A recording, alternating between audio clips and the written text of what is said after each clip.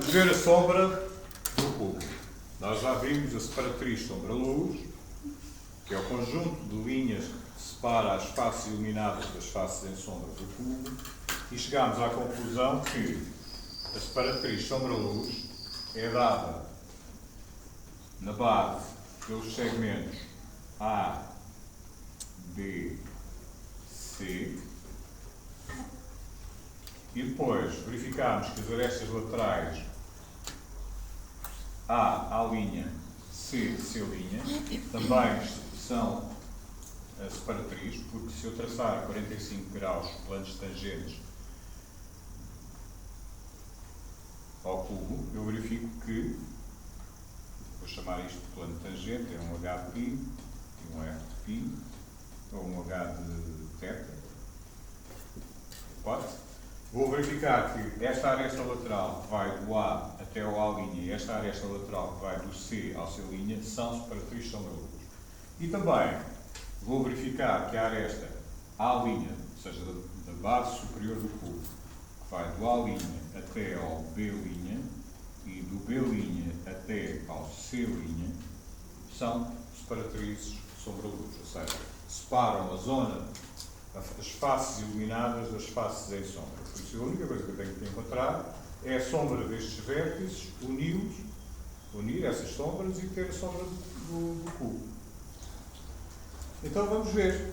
O ponto A, D e C estão no plano horizontal. Os pontos A, D e C estão no plano horizontal. Eu sei imediatamente que A1 sombra vai coincidir com A1. D1 sombra também vai coincidir com D1. E finalmente vou ter C1 sombra coincidente com C1. Por isso, a primeira parte da sombra deste cubo, sombra projetada deste cubo, está definida. Agora, eu sei que esta aresta que vai de A até A' é a separatriz sombra-luz. Já tenho a sombra do ponto A, falta-me a sombra do ponto A'. Vamos fazer. Aqui vou ter L. Eu agora só vou marcar isto em relação ao ponto A, mas depois é só aplicar o procedimento, mas sem a designação. Então vou ter L1 de A', e agora vou ter aqui o L2 de A'. O que vai acontecer é que o ponto A' vai ter a sua sombra aqui. Então aqui vou ter A'2 sombra. 2 porque está sobre L2, S porque é a sombra real, é a primeira sombra do vértice, do ponto, e para já não vou determinar a sombra virtual do ponto. Só irei determinar se for necessário. Agora, vamos ver a sombra deste ponto C, linha, porque o ponto C na base, esta aresta que sai do C para o C' é uma aresta que faz separação de sombra-luz, das faces iluminadas das faces em sombra. Só relembrar que as faces em sombra serão todas estas que estão deste lado, em luz, desculpem, iluminadas, e todas as que estão deste lado estarão em sombra. Então agora vamos ver. Sombra do ponto C, que tem aqui coincidente, seria o L1 de C'. E agora é a mesma coisa. E aquilo que eu vou verificar é que a sombra do ponto C vai dar cá em baixo. Graficamente, pelo menos neste desenho, dá cá em baixo. Graficamente, no vosso, de acordo com os dados que tem, poderá dar acima de X. E então vou ter aqui o C, em princípio dá abaixo de X, de acordo com estes dados. Vou ter C', 1 porque está sobre o L1, sombra porque é a primeira sombra do ponto. Finalmente, só me fica a faltar determinar a sombra do ponto B', que a projeção horizontal está ali, a projeção frontal está aqui. Então vamos fazer isso. Então, eu traço.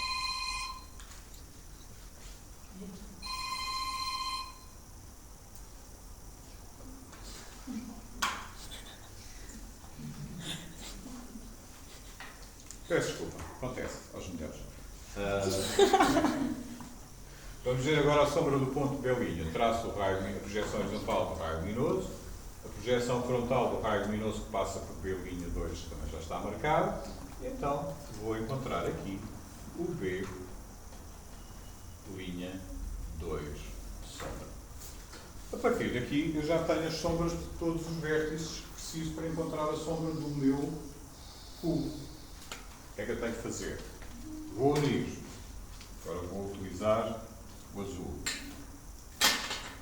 Se eu unir A1 sombra, eu posso unir com D1 sombra. Não há dúvida nenhuma. O D1 sombra, eu posso unir com o C1 sombra. São uns. São sombras uns. O facto de serem uns permite-me uma união direta. Do C1 sombra, eu posso unir diretamente ao C'1 sombra. E então, faço isso. Sem dúvida. Agora, do C1 sombra, eu não posso unir ao B'2 sombra, porque eu aqui tenho um 2S e aqui tenho um S. Então, vou ter que achar a sombra virtual do ponto C, por hipótese. Então, o que vai acontecer? Prolongo o raio luminoso e aqui vou ter B'1V.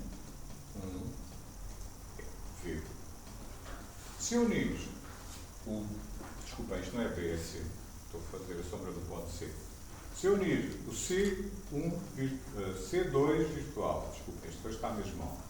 Se eu unir o C2 virtual com o B2 sombra, o que vai acontecer é que este segmento, quando cruza X, vai-me dar um ponto de quebra. E deste ponto de quebra eu já posso unir ao C1 sombra.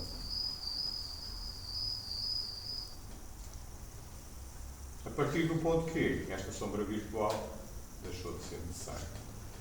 B2 sombra, eu posso unir ao A2 sombra. No caso, B'2S, posso unir ao A'2S. Mas como a sombra está por detrás do meu sólido, enquanto a linha de sombra estiver sobreposta com o sólido, ela é representada a traço interrompido.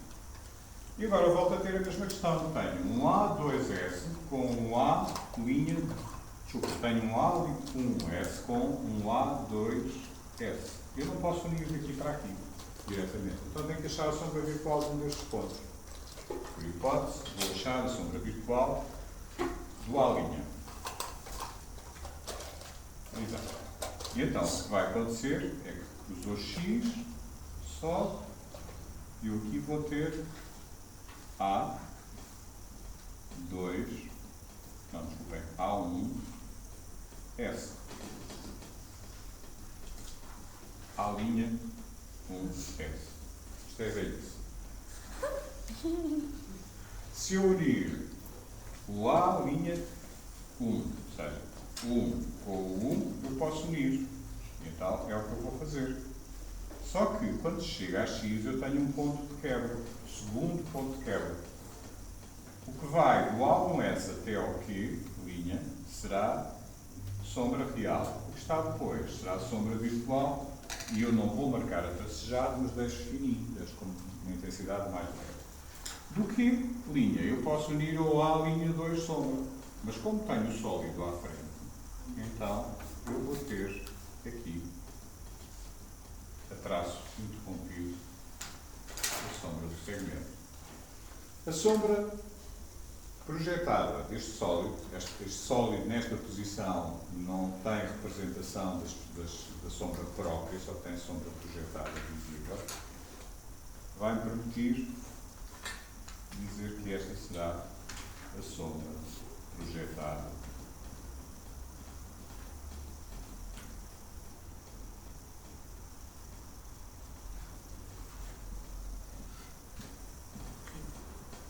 do cubo.